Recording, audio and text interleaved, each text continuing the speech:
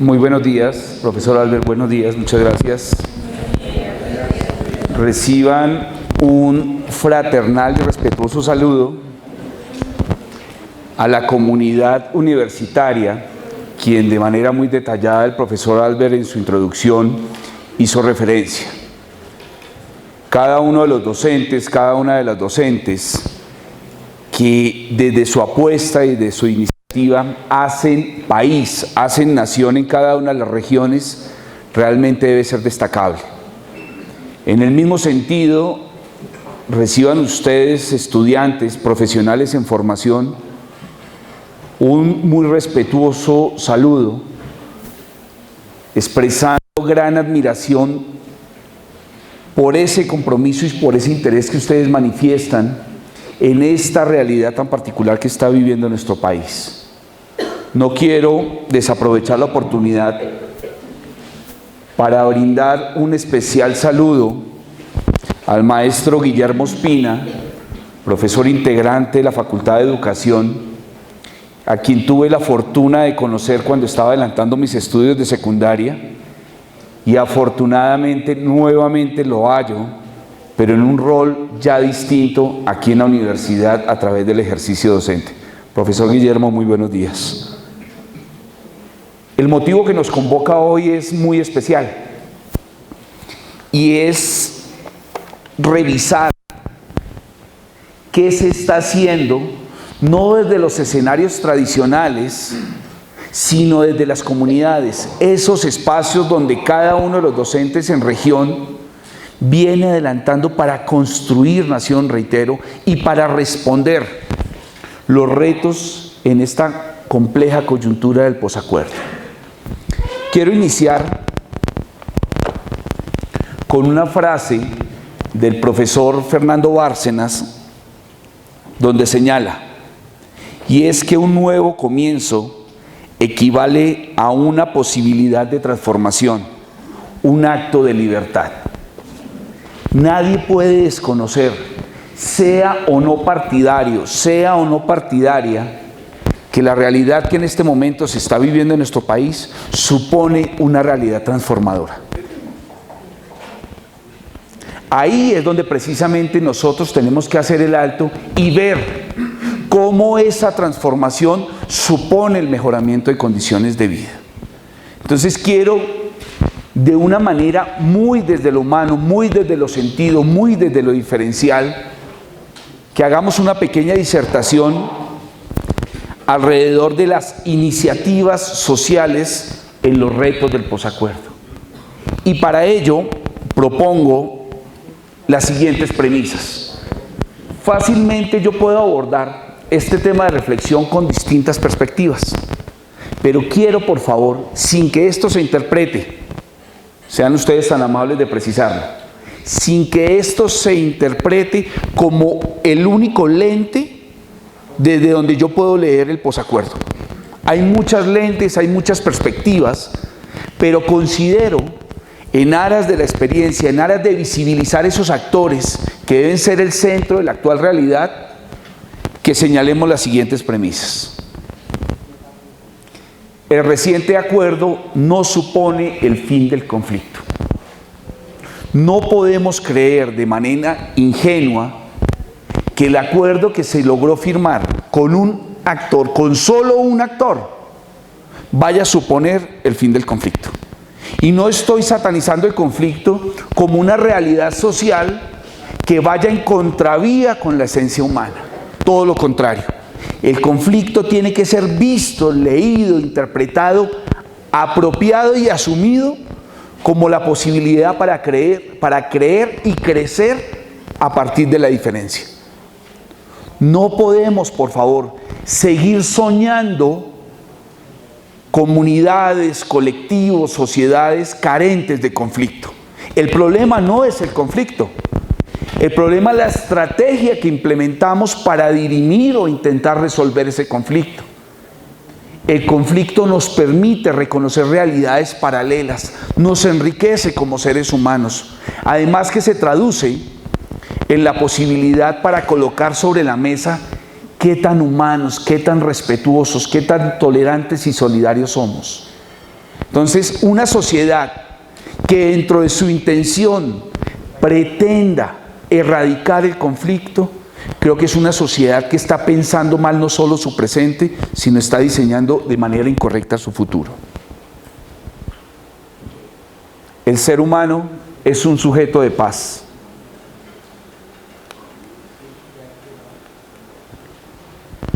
Desde aquí tenemos.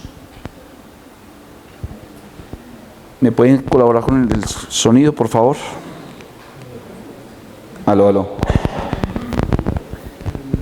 El ser humano es un sujeto de paz. ¿Tenemos dificultades con el sonido? ¿No tiene sonido? Se va. Ok, perfecto. Gracias. ¿Qué supone lo anterior? Cuando uno crece en un determinado contexto social y no es exclusividad del escenario nacional, de la sociedad colombiana, nosotros los seres humanos somos formados, moldeados a partir de unos referentes, de unos parámetros que la sociedad y su cultura transmite. En ese orden, nosotros tendemos a naturalizar determinados actos. Infortunadamente, el legado que nos ha dejado una manifestación de violencia tan letal como es la que ha vivido la sociedad colombiana, nos ha llevado a construir imaginarios asociados con la creencia de suponer que los seres humanos somos violentos por naturaleza. Hemos naturalizado tanto la violencia que consideramos que son manifestaciones propias de nuestra realidad. Pero si realmente queremos asumir los retos que en este momento supone una sociedad del posacuerdo, tenemos que comenzar a crear nuevos imaginarios, no solo desde lo colectivo, sino también desde lo individual. Y es ahí donde se tiene lógica, donde tiene alcance considerar al ser humano como sujeto de paz. Ya lo señalábamos en la primera premisa, que el conflicto nos permite el crecimiento y el desarrollo humano, y en la tercera, esta impresión se reitera. Una cuarta premisa tiene que ver con la necesidad de considerar que nuestra participación, nuestra apuesta política, no puede ni debe estar impregnada con manifestaciones de violencia. Infortunadamente, como resultado de ese legado, de esa herencia social, creemos y buscamos justificar los actos violentos. Si creemos que vamos a obtener distintos resultados con las mismas lógicas, tengan la certeza que no vamos a asumir ni como colectivo ni como individuos los retos que supone la actual coyuntura social. El Tratado de Paz no se firmó entre amigos. Yo creo que es algo que nosotros, por cruel, por violento que suene, por descarnada que sea esta afirmación, tenemos que reconocer que el acuerdo que se firmó y que se protocolizó no se llevó a cabo entre amigos o entre aquellos que tenían una similitud ideológica y por ende de pensamiento. Muchas gracias. Aló, muy amable. Eso supone que la pugna, el conflicto, las diferencias van a seguir a la orden del día. Entonces no pretendamos imaginar que con el ejercicio de desmovilización, de dejación de armas, automáticamente y por impulso todos van a entrar a ser parte de un mismo colectivo. Que las reivindicaciones, las posturas se hagan con distinta fundamentación y con distintas estrategias es distinto. Pero esto no supone que ya un país idílico ha sido construido. A esta sexta premisa considero que debemos darle sustantiva importancia. Los actores armados fueron los que llamaron a la sociedad civil. ¿Qué supone eso? Si uno revisa con detenimiento las experiencias de paz en otras latitudes, en otras sociedades, el proceso es contrario. ¿Qué significa eso? La sociedad civil, nosotros, hastiados de la barbarie de la guerra, somos los que invitamos a los actores para que se sienten y negocien. Colombia, de forma atípica, expresó una dinámica diferente. Fueron los actores los que se sentaron y casi a través de súplicas nos están diciendo a nosotros, la sociedad civil, oiga, por favor, apoye, respalde, sin que esto suponga caer en impunidad y caer en la ampliación de riesgo de la repetición. Aspectos a los cuales quiero hacer particular alusión. Y como última premisa, si se quieren resultados diferentes, no se puede seguir haciendo lo mismo.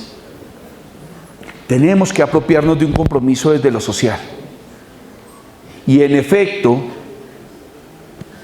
si uno consulta los sentires del personaje público, del artista, del deportista, del ama de casa, del estudiante, del vendedor informal, del desempleado, de una u otra manera, estamos esperando que nuestra sociedad se convierta en ese nicho protector que le permita a las futuras generaciones realmente una sociedad de goce y de bienestar. Para eso, no solo tenemos que cambiar lógicas de pensamiento, sino lógicas cotidianas, desde la práctica, y ahí se traduce nuestra séptima premisa. En ese orden, quiero que reconozcamos, por favor, gracias, profesor Adalberto, unos imperativos en la sociedad del acuerdo. Entendido el imperativo como ¿qué? Como algo que no podemos desconocer.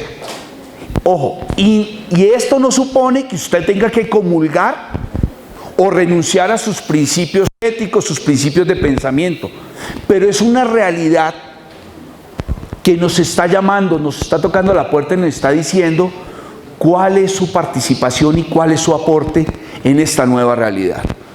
El primer imperativo, que considero que tiene un gran alcance, es que se reconoció que en Colombia había un conflicto armado. Es inaudito que hayamos naturalizado tanto la violencia, y esto se refleja en lo siguiente. Según estadísticas oficiales, más de 8.3 millones de personas se han visto como víctimas o se han visto afectadas a partir de las acciones propias de la guerra. Eso supone casi el 20% de nosotros los habitantes de Colombia. La semana pasada tuve la posibilidad de escuchar a un conferencista argentino quien señalaba lo siguiente. Hace poco menos de un año, fue desaparecido a través del uso de la fuerza en Argentina un activista de derechos humanos en la Patagonia, que estaba adelantando acciones en defensa de las comunidades ancestrales de esta región. Se movilizó más de media Argentina porque no toleran que un activista de derechos humanos sea víctima por parte de iniciativas de particulares u oficiales. Aquí estamos hablando de más de 8 millones de personas.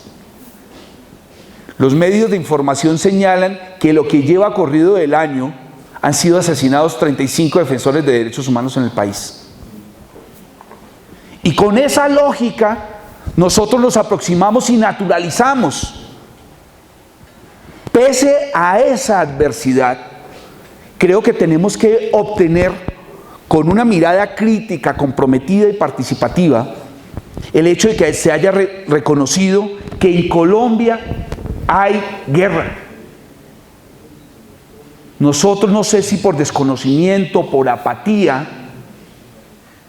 por algún interés de otros actores, se estaba vendiendo la idea que en Colombia no había conflicto armado. Muchos de los que en este momento están participando en este escenario han tenido la desgracia de vivir de forma cercana a la guerra, sea a través de región, sea porque tuvieron que desplazarse y hoy se encuentran en alguna de las ciudades donde habitan en este momento. Pero en medio de todo, esa realidad atroz que desgarra no solo desde la parte corpórea, sino emocional, ha tocado a una cantidad de personas que infortunadamente la historia ha invisibilizado. El reconocimiento del conflicto armado en nuestro país también supone la identificación de la atrocidad de la guerra. El escenario de violencia en Colombia se ha perfeccionado tanto que ya no hay más maneras de asesinar y ya no hay más maneras de secuestrar. Hemos tenido un lamentable y deshonroso recorrido en estrategias de muerte y asesinato. Si yo hago recapitulación de la historia nacional, puedo ver cómo, a través de estrategias de esas que narran los abuelos de la violencia a mediados del siglo XX, se daba el corte franela, el corte corbata y otras más, hasta llegar a las manifestaciones de violencia con el uso de químicos, con la desmembración, con la desaparición forzada. ¿Por qué no esas capacidades comenzamos a repensarlas y a emplearlas para ese ejercicio de reconstrucción de tejido social que hoy demanda la sociedad del posacuerdo? La paz trasciende el silenciamiento de los fusiles. Y nuevamente hago un llamado acá, plausible, demostrable, y hay que trabajar en eso.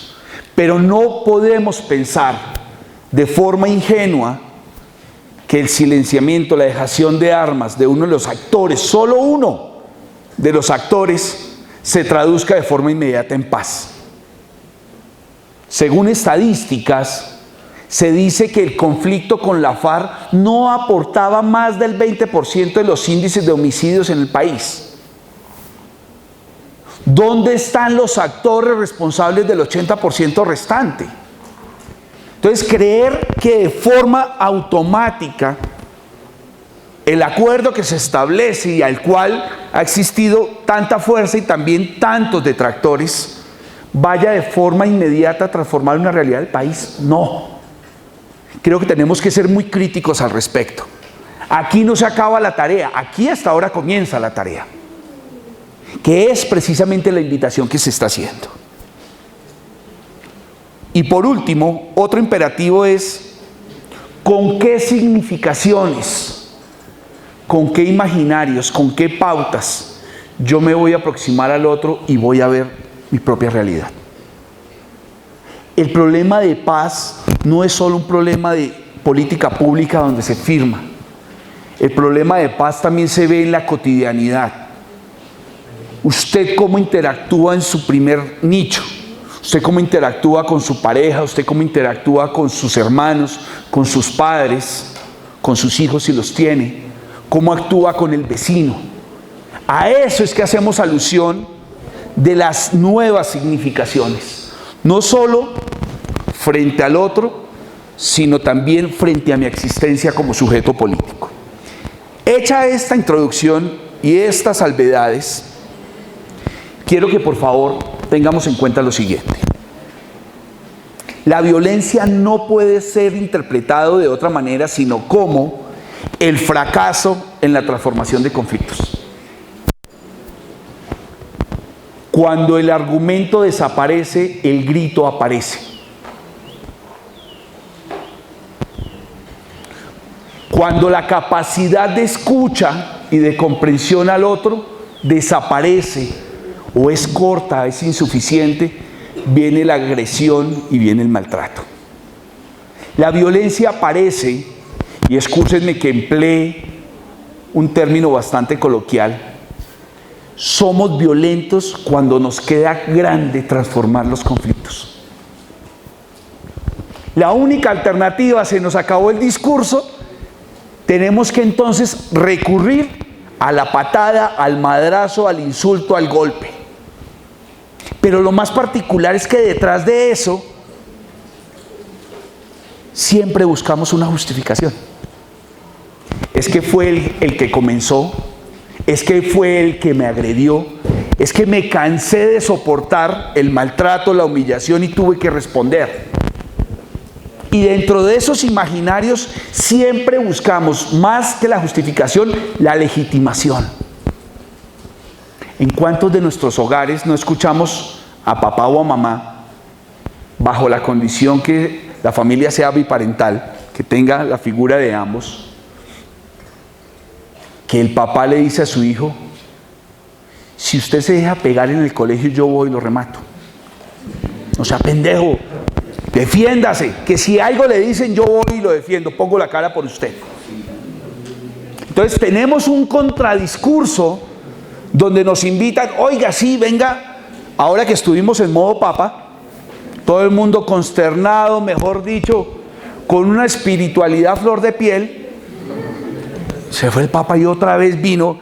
Ese día hasta no se sintieron trancones aquí en Bogotá. Mejor dicho, todo el mundo estaba atemporal. No tenía necesidad de llegar, no tenía afán. Mejor dicho, alcanzamos a hacer una introspección tan saludable,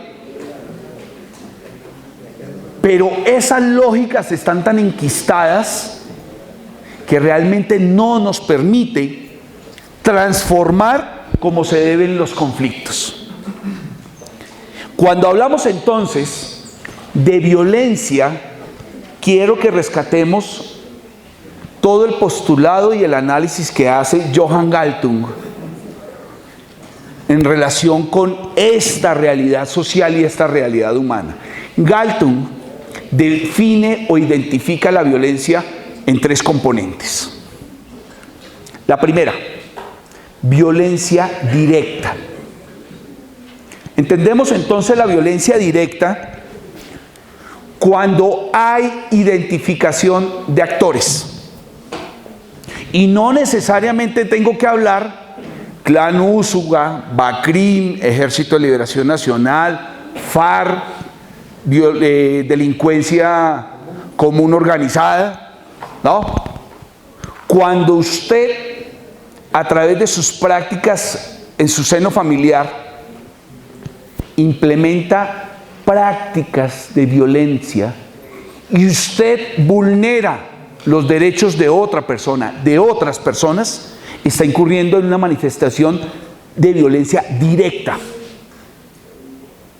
Por eso, nuestro Estado social de derecho ha sido categórico en rechazar, en prevenir y en castigar. No nos dé miedo emplear el concepto. Aquellas prácticas en contra de la mujer. Sin embargo, hay realidades, no sé si vieron ayer en los medios, donde un muchacho en el suroccidente de Bogotá de 18 años golpea con sevicia con la clara intención de matar a un habitante de calle, y el juez, amparado en su autonomía, dice que el joven no es una amenaza para la sociedad y le declara prisión domiciliaria. Entonces, ¿cómo mitigar esas manifestaciones de violencia cuando creemos que el violento siempre es el otro? Cuando consideramos que nosotros siempre somos la víctima. Esas son las reflexiones que tenemos que hacer, y a la luz de la teoría que propone Galtung, es lo que señala frente a la violencia directa. Pero la violencia directa no es espontánea. La violencia directa va de la mano con un segundo elemento, que es la violencia simbólica y cultural. La violencia simbólica es aquella que legitima y busca justificar nuestros actos violentos. Esas posturas discriminatorias, racistas, xenofóbicas, sexistas, hacen parte de todos nuestros códigos culturales. Es inaudito cómo a través del chiste, de ese humor barato, yo manifiesto altísima violencia simbólica y cultural, donde ridiculizo a una persona por ser parte de una raza, ridiculizo a una persona por pertenecer a una clase social, ridiculizo a la mujer. Entonces, con esa perspectiva, démonos cuenta que el análisis de la violencia no está estrictamente asociado con estadísticas, con muertos, con heridos. Claro que es importante y no podemos desconocerlo. Pero hablar también de violencia supone reconocernos a nosotros como persona y ver con qué perspectiva y a partir de qué pautas yo estoy interactuando con el otro. Si realmente esos códigos culturales, esos símbolos que empleo no para expresarme al otro, sino para escuchar al otro. Yo creo que es una de las pautas de la convivencia. Alguna vez escuchaba de una manera bastante sabia que nosotros tenemos que escuchar el doble de lo que hablamos, que por eso tenemos 2 orejas y solo una boca. Pero tiene tan poca relevancia y tan poco sentido lo que nos dice el otro, y acudimos a expresiones: es que yo soy así, nadie me va a cambiar, si mi mamá no me cambió, mucho menos usted, y si no le sirve, pues mire a ver qué hace. Esas posturas, por jocosas que parezcan, por cotidianas que las podamos interpretar, solo se traducen en el resultado de nuestros códigos y de nuestros imaginarios, que en el fondo son el soporte ideológico de nuestros actos violentos. Entonces, es ahí donde también tenemos que entrar a hacer la reflexión. Un tercer elemento es la violencia estructural. Entonces, revisen por favor, o revisemos cuál ha sido la ruta cuando hablamos de la violencia, entendida la violencia como el fracaso en el intento para transformar conflictos. Una, la violencia directa, donde reconocemos actores no necesariamente armados, pero sí hay manifestación de acciones que suponen vulneración de derechos del otro. E identifico a un victimario y a una víctima. Esos actos de violencia directa, física, están acompañados de todo un soporte ideológico, que es lo que encierra la categoría de la violencia simbólica y cultural. Entonces ya nos estamos dando cuenta que simplemente la violencia no es la ráfaga del fusil, no es la mina que ve a patas o el tatuco que enviaban. La violencia también va acompañada de un discurso. Y como tercer elemento está la violencia estructural. Esa violencia que le niega el acceso a la educación, que le niega el acceso a la salud, que hace que su vida no sea digna. Yo creo que el elemento transversal y fundante de la Constitución del 91 es la dignidad humana. Dignidad que parece cada vez estar más lejos por las necesidades, por las penurias, por la miseria a la que se ve abocada la mayoría de la población en nuestro país. Mientras unos pocos cada vez se enriquecen más, la mayoría cada vez está sumergida en una realidad de pobreza más crítica y más aguda. Mientras no se revisen esas estructuras injustas, carentes de equidad, acomodadas, parciales, no podemos decir que se esté respondiendo a una violencia estructural. La violencia estructural es ver adultos mayores haciendo fila desde las 3 de la mañana mendigando un servicio de salud. Eso es una violencia estructural, porque la política pública no se coloca al servicio de los necesitados. Parece que la política pública estuviera pensado al revés. Y excúsenme la expresión, pero al hacer estos sentidos yo creo que uno no puede contener la emocionalidad. Parece que el interés de la política fuera joder a los más necesitados. Entonces, con esa lógica, yo puedo aplaudir el acuerdo con uno de los actores. Si la verdad que avanzamos. Le apuesto al segundo componente. Oiga, voy a procurar ser más asertivo, quiero escuchar, entonces me pongo a la tarea de no decir 80 madrazos en la semana, sino que voy reduciendo gradualmente. Haga el ejercicio como usted lo considere. Listo, estoy atendiendo al segundo componente. Pero si seguimos inmersos en una sociedad desigual, pobre, donde los ricos cada vez son más ricos y donde la esperanza de vida cada vez se diluye más en los sectores pobres, yo creo que el ejercicio nos queda incompleto. En este momento quiero hacer una invitación muy categórica. Ustedes como profesionales en formación tienen doble compromiso. Uno, no solo su proyecto de vida se materializa cuando obtiene su título de grado y de esa manera responde. A veces parece que el papá de uno estuviera más feliz cuando uno se gradúa, o la mamá, porque es ahí donde uno ve reflejado todo lo que hizo. Es un logro desde lo personal, pero eso solo tiene sentido cuando usted lo aporta para aquellas personas que lo necesitan. Entonces, sería uno de los retos que en este momento se tendría que asumir. El segundo, estamos en el derecho deber de exigirle a esos personajes, bien lo señalaba Jaime Garzón en algunas de sus presentaciones, Colombia es un país que piensa al revés. El funcionario público, el servidor público es para que le sirva al público.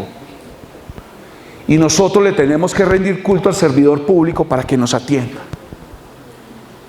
Estamos en el derecho deber de exigirle al Estado que cumpla con la función para el cual o para los cuales sus funcionarios de gobierno fueron elegidos. Pero vivimos en una apatía donde la lógica y el principio es sálvese quien pueda. Si yo hoy tuve para mis servicios, si tuve para pagar la cuota, si tuve para comprarme los tenis y no tengo la fugia de pagar el semestre, chévere. Pero esa ausencia de solidaridad en efecto es la que nos está carcomiendo.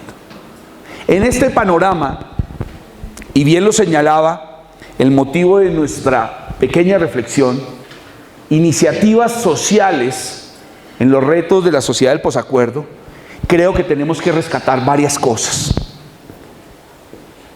Y la comunidad universitaria que en región nos está escuchando seguramente hará eco de estas reflexiones. Las comunidades, como víctimas de este luctuoso y triste escenario que ha sido la guerra, han decidido reincorporarse y darnos una enseñanza de vida. Por eso hablamos de enseñanzas comunitarias para la paz. Nos están diciendo, ojo intelectuales, ojo academia, ojo investigadores, ojo gobierno, ustedes que son preparados y tienen tantos títulos y tienen poder y dinero, mire que ustedes también son llamados a hacer la paz. Estas experiencias quiero que las enfoquemos dentro de algo que se ha denominado humanidad adquirida. Señalaba un pensador español en una de sus obras lo siguiente: nacemos humanos, pero no es suficiente, tenemos también que llegar a serlo. Listo, nacemos seres humanos porque pertenecemos a una especie, tenemos una información genética, tenemos unos rasgos, además hay unos códigos culturales que nos acogen. Pero el hecho de que nazcamos en esas condiciones no nos garantiza que en nuestras prácticas seamos seres humanos. Lo que nos hace por excelencia seres humanos, y es la definición que aquí se señala, humanidad adquirida, es compartir con el otro. Difícilmente su proyecto de vida desde lo humano va a poder realizarlo de forma aislada, allá, separado y ajeno a cualquier connotación, a cualquier otro actor, entiéndase pareja, entiéndase familia, entiéndase comunidad, entiéndase sociedad. Tenemos una necesidad de interactuar desde lo social, Porque gracias a esa condición social, nosotros tenemos la posibilidad de materializarnos en nuestra segunda humanidad, que es la humanidad adquirida. Entonces, a partir de ciertas reflexiones, consideramos que estas enseñanzas comunitarias pueden ser destacadas en las siguientes categorías.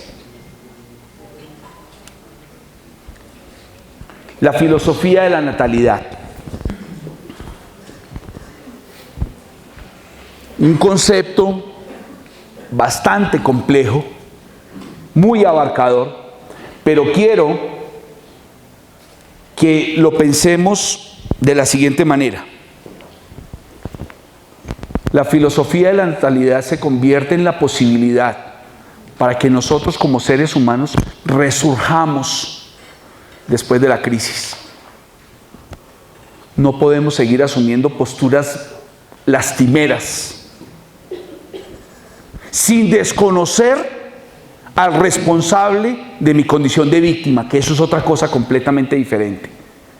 Pero se convierte en posibilidad para reconstruir y reconfigurar mi proyecto de vida. Y en este contexto quiero hacer alusión de una manera muy respetuosa por las comunidades y de una manera muy respetuosa por las mujeres que protagonizaron, que son titulares de esta gran experiencia y de esta gran reflexión.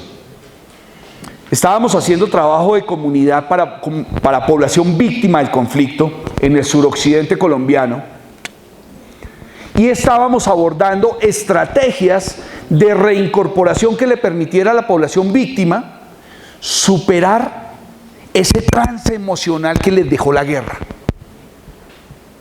Una mujer pide la palabra, se les otorga el micrófono.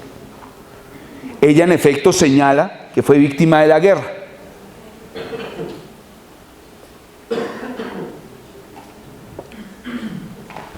En uno de sus pueblos, el pueblo donde ella vivía, departamento de Nariño,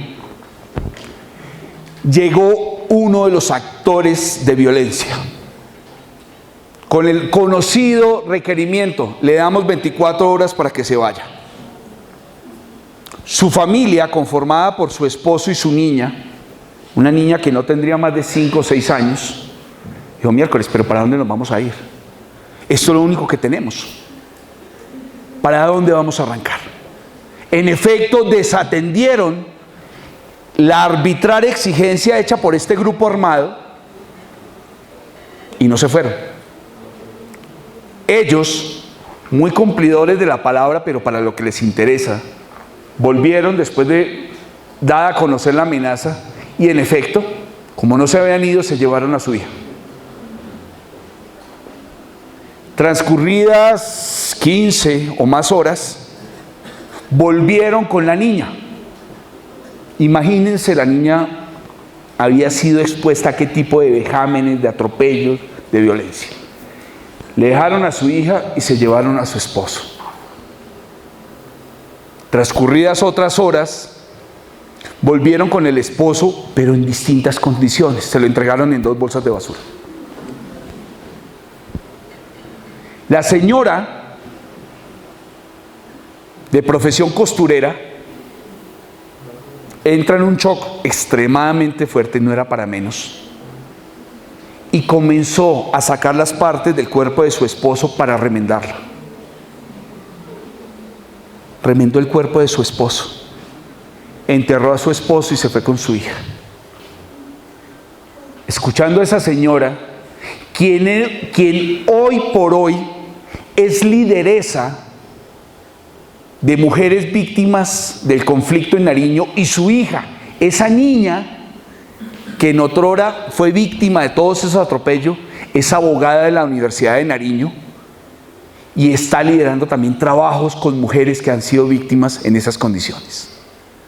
Es ahí donde uno le piensa y dice, pues madre, o la academia se queda corta o la teoría se queda corta, que no permite reconocer y visibilizar esas realidades. Uno a veces se asoma por la ventana y dice, miércoles está lloviendo y yo que pensaba llevarme esta ropa.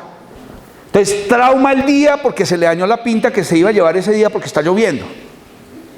cuando hay realidades tan complejas que mueven fibras y aún así las personas se levantan. En una condición similar, escuchando a una mujer indígena del Valle del Guamués en el Putumayo, llegaron actores y le dijeron, repitieron la historia, se va. Ella no se fue. Le quemaron a su hija viva en presencia. Echaron combustible y prendieron. Miren la reflexión tan sabia que hace esta mujer. Si no me mataron, es porque todavía tengo muchas cosas para hacer. Adoptó 2 niñas en condición de discapacidad. Se dio la pela, las trajo aquí al Instituto Roosevelt, desde el Putumayo, desde el Valle del Guamués, ni siquiera en Mocoa, adentro.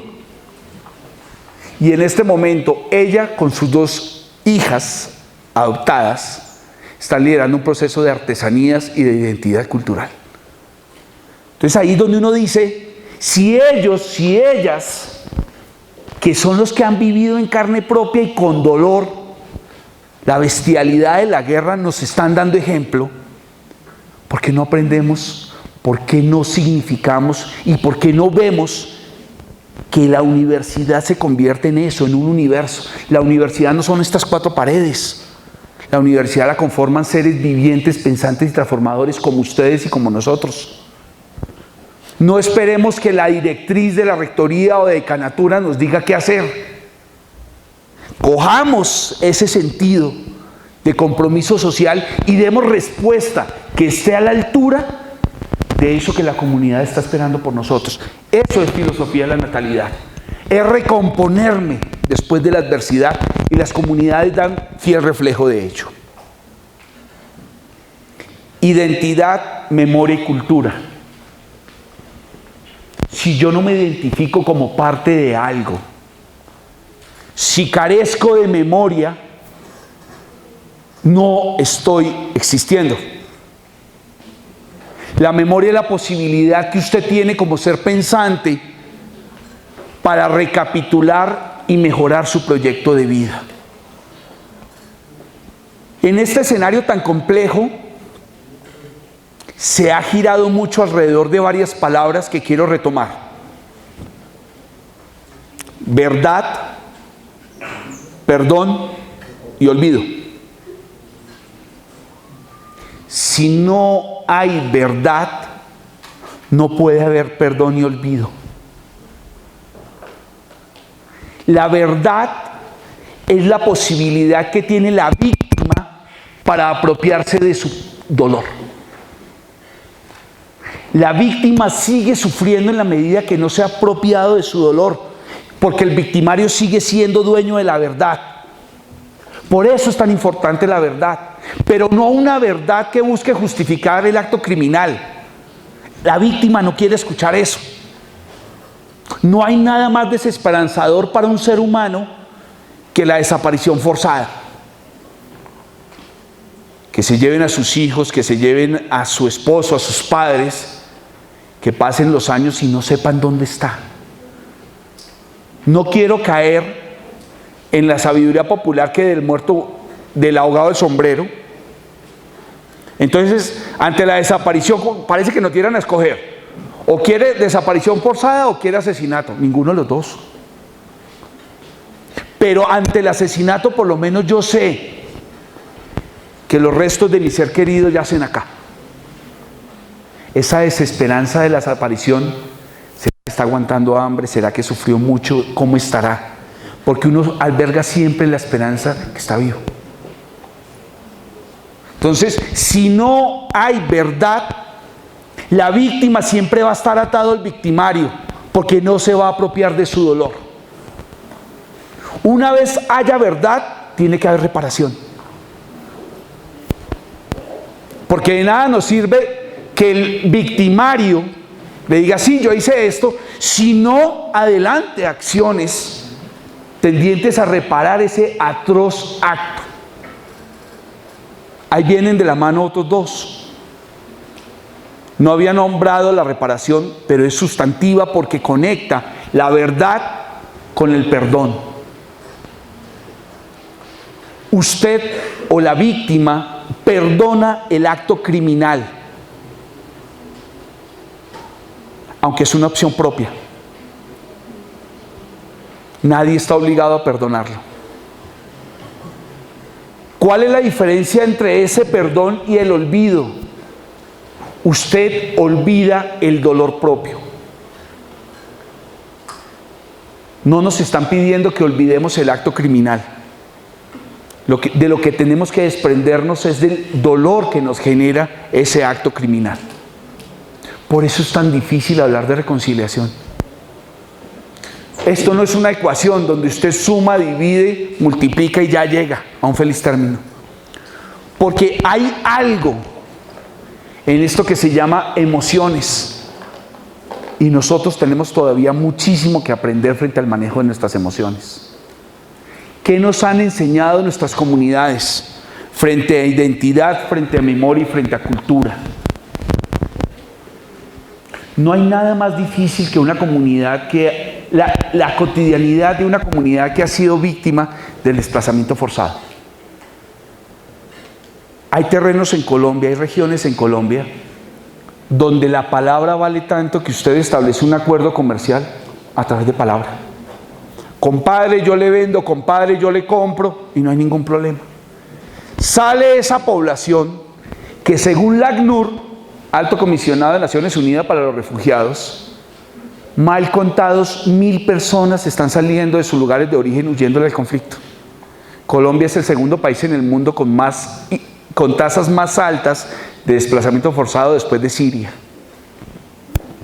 con un altísimo porcentaje de niños y de niñas, y llegan a una sociedad tan hostil como Bogotá, como Cali, como Medellín, como las grandes ciudades, donde lo primero que le piden para poderlo emplear es una referencia. ¿Quién lo va a referenciar si nadie lo conoce? Le piden entonces diploma de bachiller, examen preocupacional y toda la lista que acostumbran a pedir, cuando hay muchos de ellos que ni siquiera tienen cédula. Cuando se hace la reflexión con la comunidad desplazada, para ellos la tierra es sinónimo de vida, es sinónimo de memoria, es sinónimo de identidad y es sinónimo de cultura. Escuchaba alguna vez en una comunidad de desplazados lo siguiente: la tierra no es solo donde sembramos esperanzas, es también donde enterramos nuestros muertos.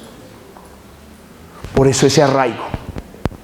La solución no es abrir más barrios periféricos ni emplearlos, es garantizar que su convivencia, su dignidad se mantenga en el campo. Pero ¿cómo carajos mantener dignidad en el campo cuando uno de los líderes de los grupos que más ha despojado de tierras a nuestros campesinos, antes de quedar nuevamente en libertad hace poco, manda a sus lugartenientes a unas regiones de Antioquia y les comienzan a decir a los campesinos: necesitamos que se vayan porque el jefe ya va a salir otra vez en libertad? Quitarles el vínculo a nuestras comunidades con la tierra es mandarlos a la muerte. No a una muerte a través del fusil, como estamos acostumbrados, es a una desesperanza, a una imposibilidad, no solo de suplir sus necesidades básicas, sino de responder a estos parámetros de identidad, de cultura y de memoria. Por eso, ellos están reconfigurando el terreno, siendo esencial para estas comunidades. Participación política.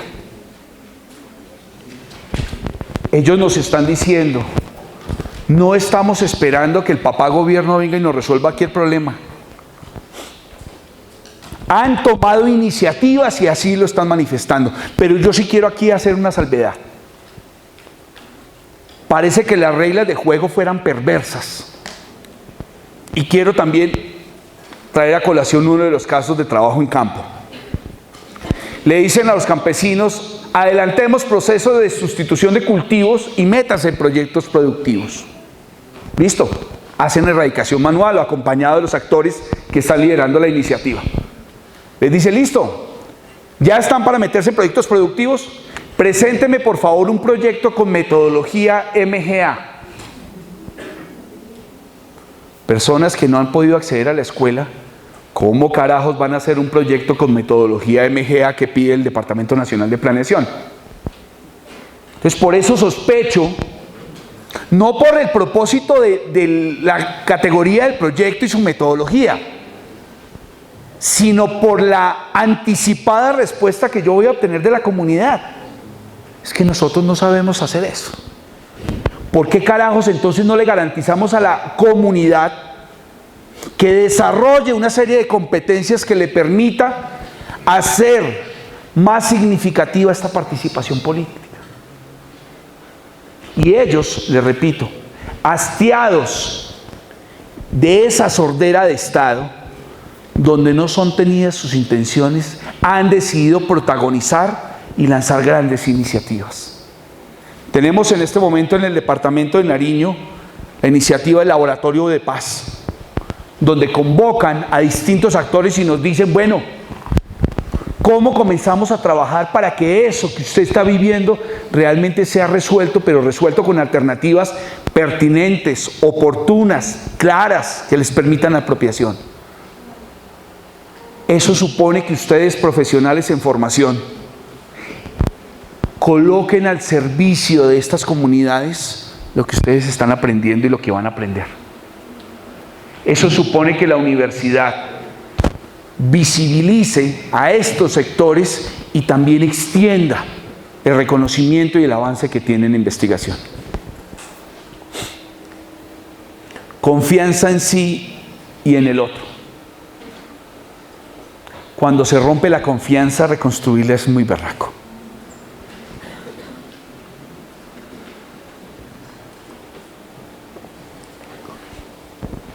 Yo como voy a creer en el otro, quien fue de manera atroz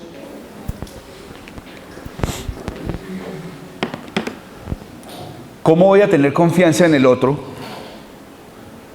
cuando fue él o ella quien de manera atroz desmembró mi familia y ocasionó tanto daño? Alguna vez en otro territorio, en otra parte del territorio nacional, estábamos trabajando, desarrollando una iniciativa con población víctima del conflicto. Una señora toma la iniciativa y comparte la repetida realidad, el repetido cuadro donde llegan los actores y le pide que se vaya. Escuchamos su intervención. Lo que llama la atención de esta experiencia fue lo siguiente. Una vez ella termina, un señor ubicado en el mismo salón, unas filas más atrás, pide la palabra.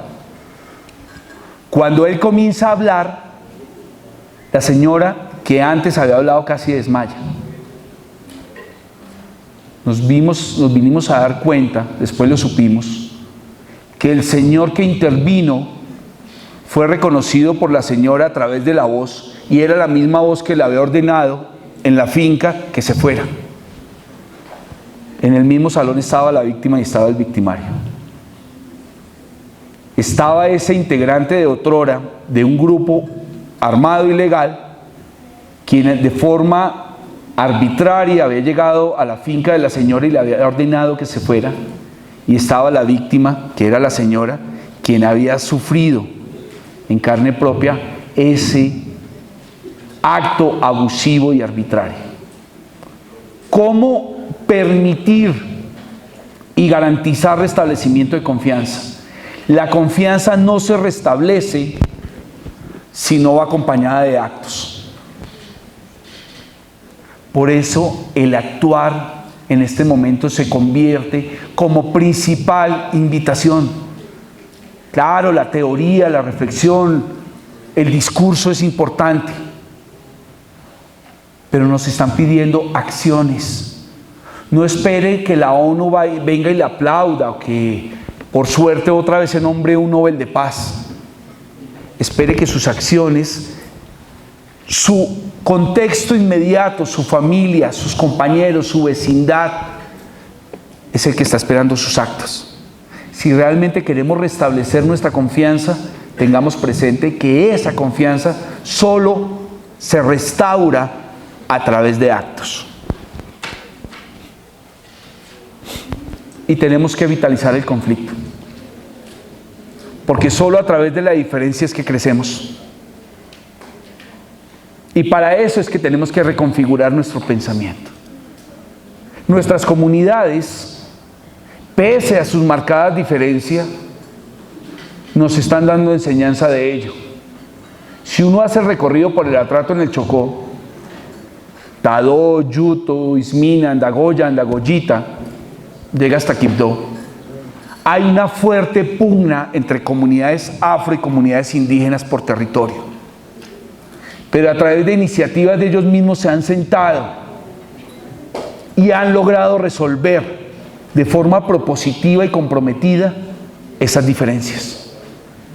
Y eso que aparentemente su condición como minoría les ha limitado acceso a la educación y a escenarios como estos. Y nos están dando ejemplo de que en efecto se pueden establecer acuerdos de manera civilizada. Ante esta realidad, nosotros como universidad, ¿cómo respondemos? Y quiero de manera muy rápida, ya para terminar, hacer alusión a estos 4 aspectos.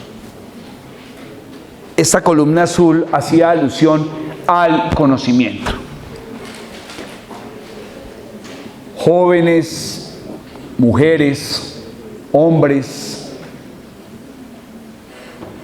lo que nosotros sabemos, lo que nosotros hemos aprendido, solo tiene servicio solo tiene razón de ser cuando lo colocamos al servicio de los demás.